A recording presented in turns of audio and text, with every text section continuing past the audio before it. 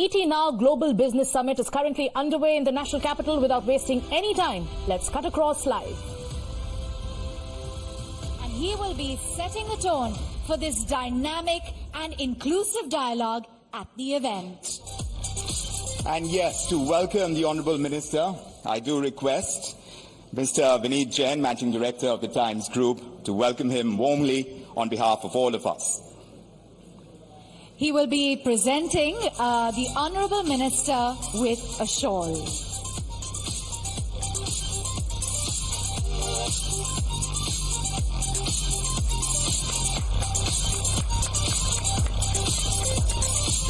Thank you for that, and I would request Shri Vineet Jain to please take your seats. Well, we asked the Honourable Minister to take this seat. We'd also like to invite Navika, Group Editor-in-Chief, Times Now, Navbharat, and Times Now for a fireside chat with Shri Piyush Goyal ji. Navika, over to you. Thank you very much, Mr. Piyush Goyal, for joining us here at the ET Now GBS. In a new avatar, GBS is here, and we are very happy to have commerce and industry, food and civil supplies, textiles. How many more ministries have you got in your portfolio, Mr. The Prime Minister has just spoken 2 days back in the Rajya Sabha that better to have a black tika to yes. raid away all the evil. Well, the black tika, clearly the honors have been done by the opposition, but that's not the note on which I want to begin this conversation. Mr. Piyush Goyal, to set the tone for the Global Business Summit, my question to you is, everybody's talking about the 10 years of Prime Minister Narendra Modi's government versus the 10 years before that, and whether we've fared better. On many of these indicators, we are definitely doing very well, and probably we've beaten the record of the previous governments. Having said that, when we look into the future and the next 10 or 20 years, because that's what your government is known for, a vision for a longer period, what is the big picture that you would want to paint for Indians and India and for the global community? Thank you, Navika ji, and thank you, Times Now. Thank you, Vineet ji, for that very warm welcome. Friends, first of all, I'll just correct the perspective a little bit.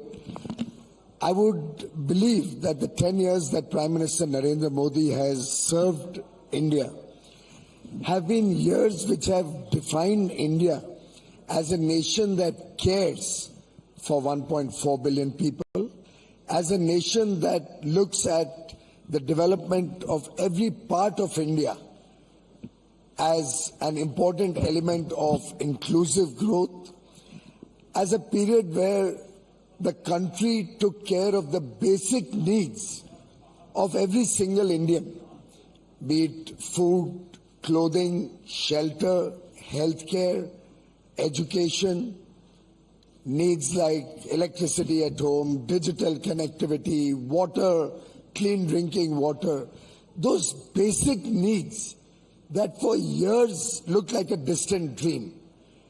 I think this has been a period where the common man has been empowered.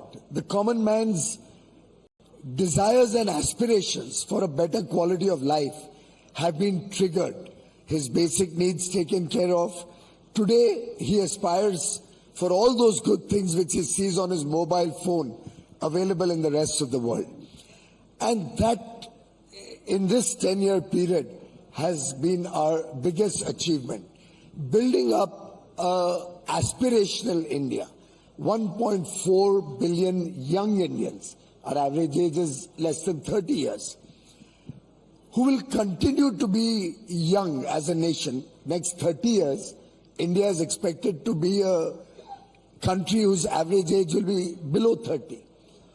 And in this 30-year period, by any mathematics, by any projection, any trajectory of growth, when you compound the aspirations of the people, when you recognize that we already are a economy, the fifth largest in the world, expected to be the third largest in the next 3 years, 2.5, 3 years. An economy which will not only be a $5 trillion on a nominal US dollar GDP basis, but also which has a purchasing power parity, which is at least 2.5 times that. This has prepared the nation to aspire to add $30 trillion in the Amrit Kal, the next 25 years. And Honorable Prime Minister Narendra Modi is working to a plan, working to ensure that every single action of government, every single rupee that the government spends goes towards meeting the aspirations of the people of India and to achieve transformational impact on the lives of the people. Mr. Piyush Goyal, we've seen some of the impact of that. The spending on capital expenditure on infrastructure building is a very healthy trend. But the larger question that people end up asking, and let me remind you about famous economist John Maynard Keynes. When we were in college, we were always told what Keynes' theory was. And Keynes' theory was, in the long run, we are all dead. So let's look at the short run. And in the short run, what are we looking at over the next 5 years? Is the growth enough in terms of its pace to cover the population of this country and the economic income disparities, number one? And number two, are we doing enough to provide jobs and employment to people and actually exploit the age dividend that we have, the youth dividend that we have? Navika ji, at the outset, since you did quote Keynes, the famous economist had built his whole theory around the 4 elements, starting from the basic needs right up to self-actualization. And I think this government has done honorably on each one of those 4, right up to realizing the dreams of 1.4 billion people to bring back Lord Ram to his birthplace. So in that sense, Lord Keynes' theory has actually been implemented in India best in these 10 years. And when he says that in the long run we are all dead, he does try to espouse a theory that before we are dead we should achieve all those 4 levels right up to self-actualization. But on a more serious note, I think leveling the people's growth trajectory, giving the less privileged, marginalized sections of society their rightful place, their right opportunities to look for a better future for their children has been the biggest priority of this government. Imagine, we've seen the Northeast for so many years.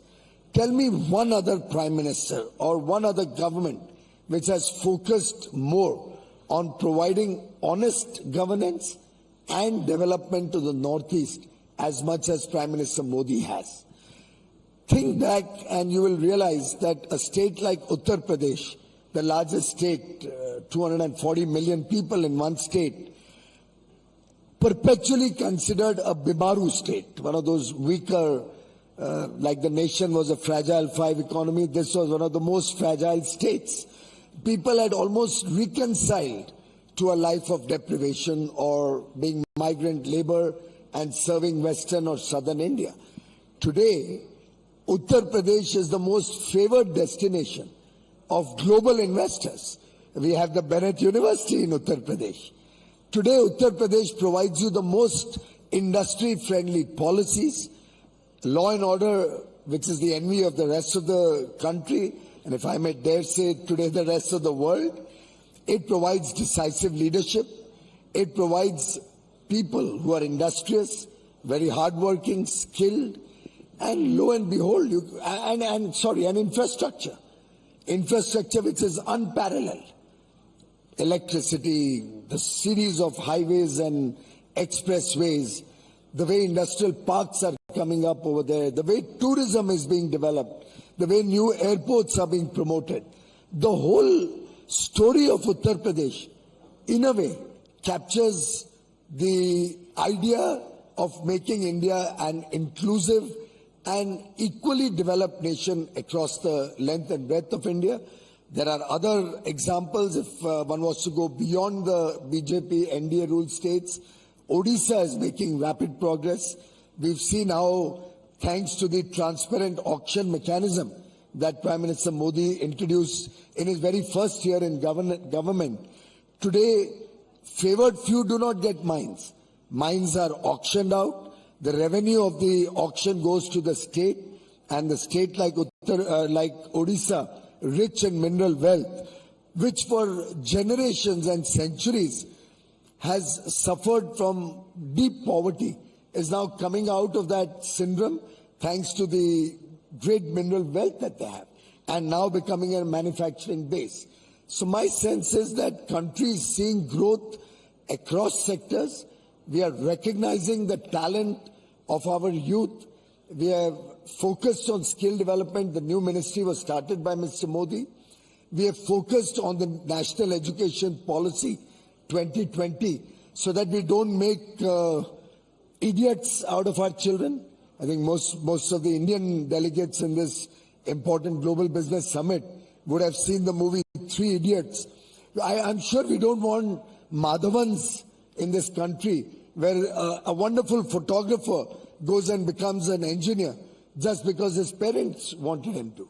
I think it's time we started recognizing our youth for their skills, for their aptitude, for the vocation of their choice, and providing a platform and an opportunity rather than spoon feeding them, empowering them to be good citizens of this country. And I think that's the journey India has embarked upon. Our young men and women make us proud. They are the citizens of tomorrow. They are going to be the architects of the new India that we are working for. And this young demographic dividend is going to take us through to become a $35 trillion economy when we celebrate India at 100. Well, the growth story, very interesting, very promising, but let me quote a few critics, and you have many of them. The critics say growth rate not as fast as it should be. India getting to the 5th rank would have happened with or without the government. The 3rd position will happen despite the government, if not because of the government. These are what your critics say. And let me point out some numbers in terms of FDI. Do you believe we have miles to go before we sleep, and we will try and tap India's potential as an investment destination when we are compared with countries like Vietnam, the Southeast Asian countries, especially when many countries want to come out of China and are looking for a destination? Last year we've dropped in FDI. The year before that was a higher FDI. Though, of course, if you looked at the 10-year period, it's 100% growth. So how do you see this mixed bag, and what's the direction forward in the next 5 years? First of all, Navikaji, thank God for the critics. Because if there were no critics, I would not have an impetus to work better, to work smarter, to work faster. So we welcome criticism. We welcome constructive criticism. We welcome ideas. And this is a listening government. I don't know how many of your participants are aware. Prime Minister Narendra Modi is a remarkable listener. If I have a 1-hour engagement or a meeting with him, if I was to put an average over 10 years for every hour that I've spent with him, and as would anybody else who has had time with him, know, 55 minutes, he would listen to you. He would listen patiently, absorb whatever you have to offer him, and in the 5 minutes, he will deconstruct whatever you've said and point out 6 other elements which could make your work better, smarter, and more outcome-oriented. And I think that ability of Prime Minister Narendra Modi to think out of the box, to connect the dots, to see how each element of the work that we do can have an impact, a multifarious impact, an impact which is very multidimensional. That is what has led us to embark on many of the missions that are holding us in good stead as a nation today. Well, the critics are saying that growth should be less. I think that's absolutely welcome. The more they criticize us, the more power this government and particularly Prime Minister Modi gets. We are an aspirational government. We are a hungry government. Hungry as in not in the belly, but hungry for more. As they say in Hindi, ye dil mange more. और दिल जितना ज्यादा मांगेगा उतनी ज्यादा मेहनत करेगा. The more you desire, the more you work hard for meeting those aspirations, those goals. And I think it's very fair to say that we have miles to go before we sleep. And I would think till the last breath of every human being, that should be the spirit. My late father, even after being detected with cancer, insisted that he will go to the factory every single day until probably the last 3 or 4, 5 days. And that kept him going, maybe added a few years to his life. So I think for all of us, we do not believe in resting at all. We believe that this is an opportunity to serve, to do more. And I can clearly tell you, we welcome criticism, we welcome new ideas, we welcome out-of-the-box thinking, and we'll continue to persevere, continue to challenge our own abilities, continue to challenge the ability of every single colleague to be able to get the best out of 1.4 billion Indians. The FDI question. Well, I think it's elementary, my dear Watson, is what I would have said. But since probably you want to get the technical, you just gave me the critics license, so I think you're giving it to everybody. We are all conscious that interest rates across the world have shot up dramatically. The United States, where Zareen Daruwala would tell us, you could probably see the Fed at what, 0.5% or 0.75%, 1%, went right up to 5%. And clearly, you saw the impact of flight of capital moving back to the developed nations. That was a period where one would have imagined a much deeper impact on the developing economies than what India witnessed. But the strength of demand in India, the strength of opportunities that people saw in India ensured that we didn't see the drastic fall that many of our other peer countries saw. The fact that we continued to have significant FDI coming in, the fact that a lot of reinvestment of earnings happened even during this period, when ideally I would have thought global balance sheets were very stressed and would have been looking to pull back every dollar they could from India. We continued to see traction, we continued to see money coming in. We may not have achieved the amount we did in 22-23, but I would think that that's not the material factor at all. The material factor is that it continues to come in, and very often when you see a very rapid growth on any statistic, you need some time for it to cool down also. A very continuous and rapid growth of money flow, liquidity, sometimes is very harmful for an economy also. So I think India has been able to create a very fine balance in our control of inflation. When countries saw 40-year highs of inflation, India is seeing 40-year lows of inflation. Our average decadal inflation over the last 10 years of Modi government has been the lowest India has ever seen in its history. And way back in 1970s, we went right up to 30%. 2012-13, many of us will recall double-digit inflation. Mr. Modi is the first Prime Minister who mandated the Reserve Bank to make inflation control as their duty, their primary duty. And apart from mandating them, we aligned both fiscal and monetary policy to work in tandem with the Reserve Bank rather than fighting with the central bank.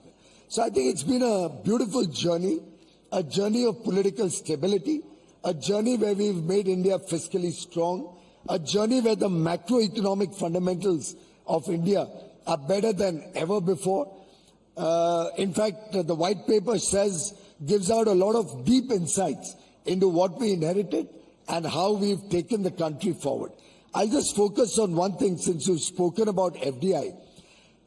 Many people tend to forget that August 2013, the Indian rupee had depreciated to nearly 68 rupees to a dollar. I'm talking August 2013.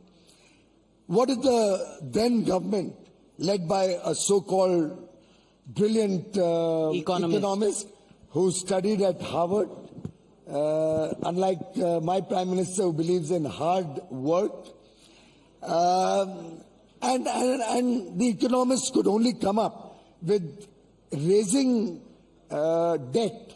They came out with a FCNRB policy to attract Indians, NRIs, to invest in India.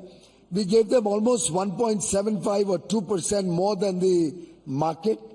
We allowed NRI Indians to play the game of putting in 5 or 10% money of their own, borrow the rest from international banks, allowed them the arbitrage to have abnormal returns on small money, and artificially improved the rupee strength to make it about 57 rupees to a dollar. Now that 10 rupee improvement was on the strength of a debt that we took on the balance sheet, inherited by the Modi government, repaid along with the high interest by Mr. Modi and the present government. But on the calculation sheet, it may look as if the rupee has depreciated from 57 to, say, 83 in the Modi government. The reality is the depreciation is from 68 to 83, which is barely 1% and a quarter on a CAGR basis. I think this has been a period of tremendous fiscal stability, and today's fundamentals of the economy will hold us in good stead in the Amrit Kal to give us a good level of growth, probably a double-digit nominal US dollar GDP growth, help us bridge the purchasing power parity potential that we already have in the country and become a $35 trillion economy, a Viksit Bharat, a developed and prosperous India at 2047. Thank you. Well, Mr. Piyush Goyal, I'll just ask the last question, which has to be a politico-economic question, considering we are heading into elections. I want to ask you the confrontation between opposition and the government, and on the financial front. And I even noticed when you talked about states that have done well, you only mentioned a friendly state, Odisha. You did not mention any of the states ruled by any of the opposition party governments. Is that deliberate, number one? And number two, when on the federal issues of share of finances that states ask for, with huge ads in every newspaper saying my tax, my right, how do you respond to these disparities and charges of not being very fair to them? Well, at the cost of your colleagues telling me that time's up, for both the issues, it's not that I took the names of friendly states, but I think one of the principal focus of the Modi government has been our fight against corruption. And that's where some of the opposition states have really let us down. I mean, I'd have loved to talk about, let's say, Andhra Pradesh or Telangana. But what have they done? There's been absolute mismanagement of the economy. We see huge amount of corruption in those states. And they don't lend themselves to long-term stability and growth with the kind of fiscal profligacy that we see over there. Therefore, I had to mention states which were doing well. As regards your second question on the advertisements, I know that may be good for the media to get all those advertisements, though I'm not sure whether Times Now will get those advertisements. We are a television network. But I'll just ask you a very simple counter question. Suppose Jharkhand, Odisha and Chhattisgarh, the primary states which have coal, were to take the view that the coal is ours and we will decide how much power to give to the rest of the country, what to do with the power that we have. Could Gujarat, Maharashtra, Karnataka, Tamil Nadu, Andhra, Telangana have even survived as a state? Suppose Punjab and Haryana were to say, and Madhya Pradesh and Uttar Pradesh, the northern areas, were to say, we are the granary of India. The rice and wheat that we produce are ours to determine and ours to consume, what would happen to the rest of the people of the country? Where would they get their food grains from? Suppose Maharashtra and Gujarat and Karnataka were to say, the ports are ours. Would all of the industry in northern India or large parts which are landlocked be left without an opportunity to be a part of global supply chains? And the worst, suppose all of these put together were to say, all this is mine. Are they even suggesting that the Northeast doesn't belong to India? That we have no obligation to the Northeast? I think it's like the human body. If a pin pricks us in the foot, the mouth reacts with an ah. The hand reacts trying to pull it out. The mind is helping us in coordinating all these movements. That is the beauty of India. It is one homogeneous whole. It is one body and soul together. And this togetherness, this oneness, is what defines the very idea of Bharat. Sadly, some people, some governments, some political parties, and even some old 100-year-old parties and their senior leaders propagating a north-south divide, or literally trying to suggest that the number of people will decide how much benefit each state will get. As the Yuvraj said, jo jitni sankhya utna haq, or something of that sort. Or a southern state also ruled by his illustrious family and party, trying to suggest that our taxes are ours only, is truly a very, very deplorable effort to divide the unity and integrity of India, something that every Indian holds dear, and we will give our lives to protect the unity and integrity of India. 2024, done deal? I can assure you, Navika ji, we are never arrogant. We are confident in our abilities. We are confident in the people of India.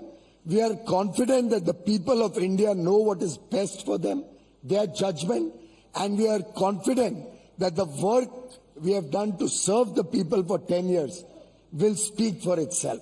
So there's absolutely no arrogance. There's no overconfidence. There's a courage of conviction reflected in our work, and we go into the election with that courage of conviction, the conviction that all of you will stand behind good over evil. Thank you.